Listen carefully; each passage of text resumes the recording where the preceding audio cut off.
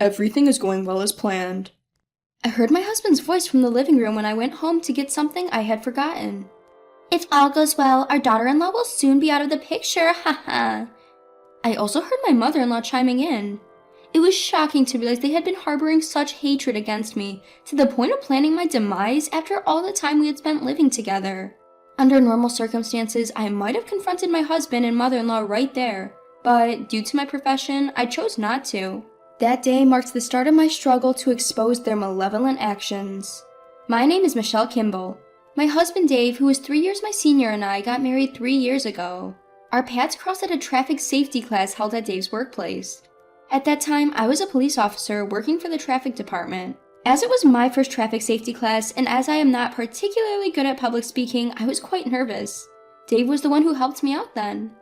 We struck up a friendship after that, thanks to the memorable conversation he initiated to help ease my nervousness. Years have passed since our wedding, but we still do not have any children. I had always wanted a child soon after getting married, but Dave was not particularly enthusiastic about it. Child rearing is costly. We need to save up a bit more, he would say. Despite us both having jobs and not facing financial instability, he always dodged conversations about having a child. And I am not the only one bothered by our childless state. My mother-in-law, Judy, was also constantly worried about us not having a child. In the beginning, she was hopeful for a grandchild, but as 3 years passed, she seemed to think that I was the one rejecting the idea of having a child. Michelle, you're not young. You better get a move on. If a woman can't bear her husband's child, she's no different from a maid. I am not intentionally not having a child. When I relayed what Judy said to Dave, he would always get grumpy. What? Are you trying to say that I'm at fault here? I'm tired from work and you're just adding to it. If you really want a kid, why don't you try harder? He would always start criticizing my appearance in detail. Furthermore, his preference is the flamboyant fashion of young girls, something that is not quite suitable for a woman nearing her 30s like me.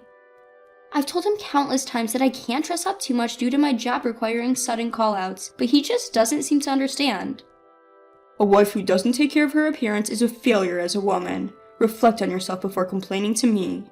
I regretted my decision to marry him, as I hadn't known that the once kind-hearted Dave could have such a nasty mindset. 2 years after our marriage, my division at work changed, and so did my work schedule. As our days off rarely matched, we gradually spent less and less time together as a couple. Despite struggling to synchronize our days off, Dave would casually schedule something else. You're bailing on me again? We planned to go to the movies together since last week. Sorry, I was suddenly invited to go fishing with some girls from work yesterday. They said they were scared to bait the hook and they needed me. Sorry, but this is part of my job too. While he voices words of reflection, his expression is smirking. Because of my husband, who goes off to have fun on his own accord, all of my anticipated plans were consistently betrayed. Even when I'm feeling lousy and just want to enjoy a quiet day at home, my mother-in-law always seems to show up unannounced. Oh, where's Dave? He's gone fishing. Apparently some girl asked him to go. Well, I suppose he'd rather play with other girls than be with you. I don't want to deal with my mother-in-law who says such things without any consideration for my feelings, but I can't just ignore her and go out. So this is how my weekends disappear, listening to her snide remarks. You two really don't seem like you're going to have kids. You should be more proactive. You're the wife, right? I'm trying my best, but Dave doesn't seem very enthusiastic about it because of money issues. Money? So how much are you earning now? Even though she asked me, I hesitated to disclose such private information to my mother-in-law. Reluctantly, I told her a slightly lower figure than what I actually earn, and she smirked, seemingly disappointed. Oh, compared to what I expected, it's quite less. Well, I'm just a public servant after all. You want a child even though you're on such a low wage. How can you even say that? What is she comparing with, I wonder? I'd appreciate it if she wouldn't compare a public servant to some rich person, but something about my mother-in-law's demeanor at this time bothered me. And this doubt was just the prologue to the story that was about to unfold. From that day, my mother-in-law started openly harassing me. She started visiting more often, almost half the days of the week. Once, when I came home from work, she had let herself in with a spare key and was conspicuously cooking dinner. Oh, you prioritize work over home even though you're a housewife. Women without children really do have it easy. Maybe because I have to eat meals full of her nasty remarks, I always feel sick afterwards. And then there are times when she rudely wakes me up when I'm sleeping until noon after a night shift. How long are you going to sleep? You're disqualified as a wife if you sleep until noon because of a job you chose. No wonder men want to have other women. I was being forced to eat breakfast no matter how much I protested. Gradually, everything I ate started to lose its flavor, sometimes even tasting bitter. This went on for over a month, and with the stress and lack of sleep, I became so fatigued that even eating at home resulted in a run to the bathroom. Seeing my wary face, instead of showing concern, Dave made it obvious that he was annoyed. You look so downcast all the time, it brings me down too. You've handed all the housework over to Mom, at least try to look cheerful, he'd say. My mother-in-law always comes and nitpicks whenever I'm too busy to do the housework. You've noticed that, right? But despite my words, Dave would just ignore me and watch TV. He wouldn't listen to me, but he would laugh at the trivial talk that celebrities were having on TV, which made me explode with frustration. Dave, you've stopped making eye contact and talking to me recently. You even started canceling plans with me on your days off. Are you having an affair? An affair? What an accusation. At my words, Dave suddenly raised his voice. I have work obligations. It's easy for you to say without knowing the hardships. Or are you feeling this way because you're the one having an affair? He suddenly erupted, his face turning beet red. I was so taken aback by his outburst that I couldn't say anything in response. Moreover, Dave lashed out and smashed a vase that was on the table, the shards scattering all the way to my feet.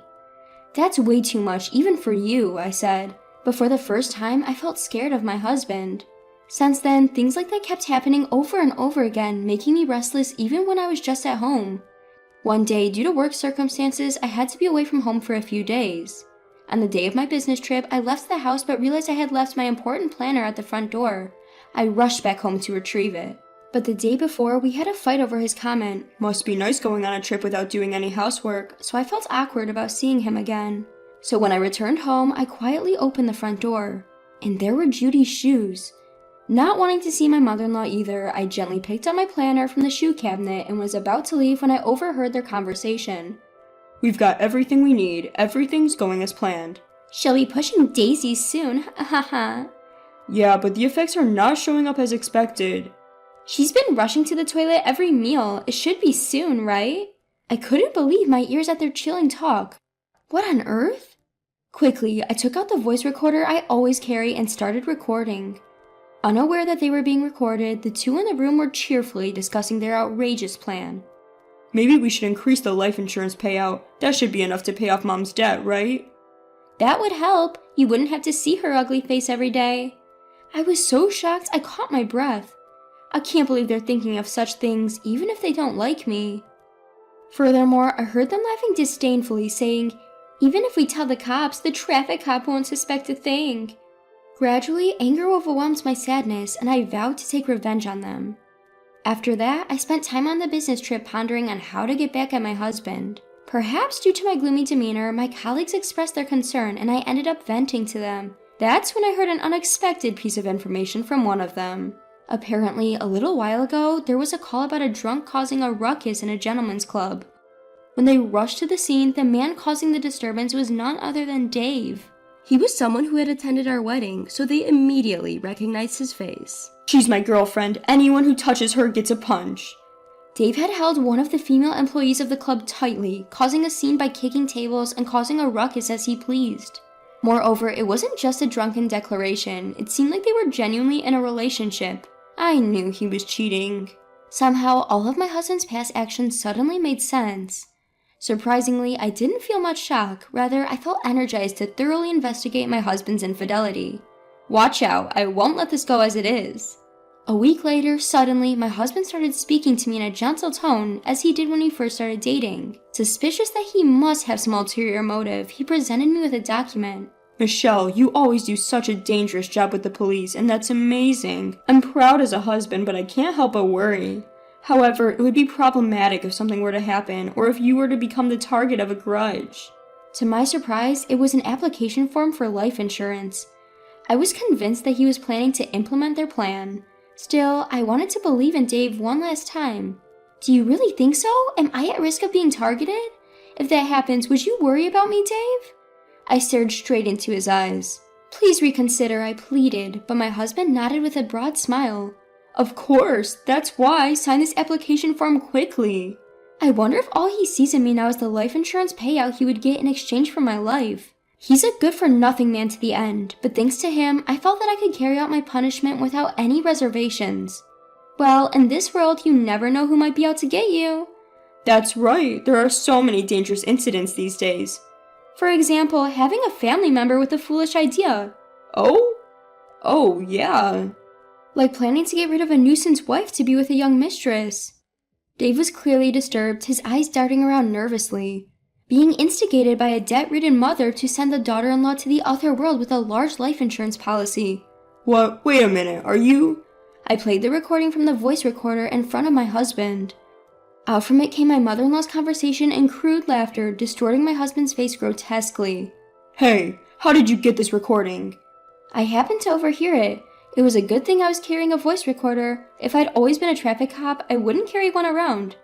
Aren't you still in the traffic department? I'm in the detective division now. I told you, didn't I? Well, I guess you weren't listening since you were too preoccupied with a certain woman. I confronted my husband Dave with photos of his affair that he had hidden in his room. These were all undeniable evidences I found while rummaging through our house when he wasn't around. What? I don't know anything about these photos. I don't even know this woman. Oh, really? She seems to be a girl working in a high-end nightclub. You don't know her? The club where you got drunk and caused a scene? Apparently, you were shouting that she was your woman. How charming. How much do you even know? Well, I wonder how much, haha. Cornered, Dave desperately began to make excuses, not caring about appearances anymore. It's all my mom's fault. After she heard about me dating the nightclub girl, she started saying that I should marry her instead of you who earns less. She was the one who tempted me. I see. Dave's words made sense to me. When my mother-in-law Judy heard about my salary and called it low, she must have been comparing it to Dave's mistress. According to the conversations I recorded with a voice recorder, Judy had a substantial amount of debt. It's foolish to think that they were planning to use my life insurance payout and the nightclub girl's income to pay off that debt. So, you're saying the plan came from your mom? Yes, so I'm not to blame.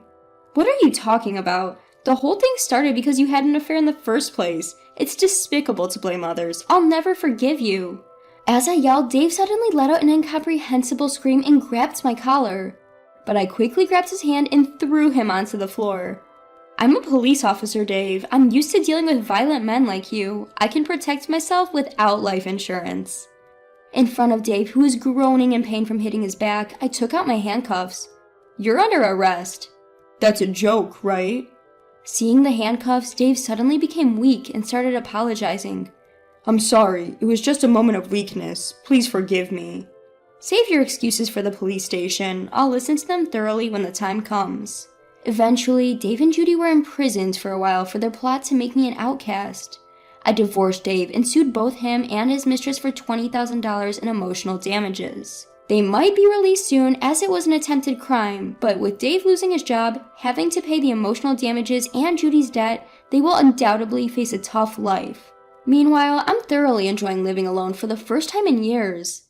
Having been forced to live a cramped life for so long, I decided to spread my wings for a while.